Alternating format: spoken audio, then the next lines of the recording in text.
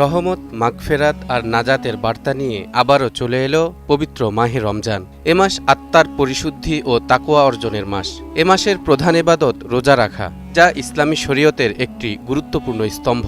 কিন্তু কবে থেকে শুরু করতে হবে রোজা, এ বিষয়ে কী দিক নির্দেশনা দেয়া আছে ইসলাম ধর্মে, আজ জানবেন সেসব তথ্য। হিজরি সনের মাসগুলো মূলত চাঁদ দেখার উপর নির্ভরশীল। তাই এবারের রমজান মাস কত তারিখ কিংবা কোন দিন শুরু হবে তা আগে থেকেই নিশ্চিত করে বলা সম্ভব নয়। কাজেই শাবান মাসের ২৯ তারিখ দিবাগত সন্ধ্যায় চাঁদ দেখা প্রমাণিত হলে পরদিন থেকে রোজা রাখতে হবে। অন্যথায় শাবানের ৩০ দিন পূর্ণ করার পর রোজা রাখা শুরু করতে হবে।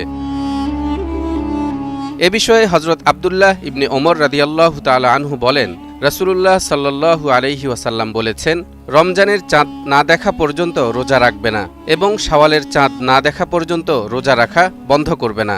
যদি চাঁদ দৃষ্টির আড়ালে হয় তাহলে মাস ৩০ দিন হিসেবে গণনা করবে।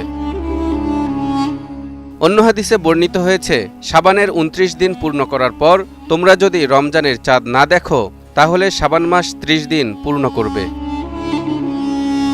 তবে চাঁদ দেখা না গেলে শাবান মাসের ২৯ ও ৩০ তারিখে রমজানের রোজা কিংবা অন্য কোনো নফল রোজা রাখতে নবী সাল্লাল্লাহু আলাইহি ওয়াসাল্লাম নিষেধ করেছেন।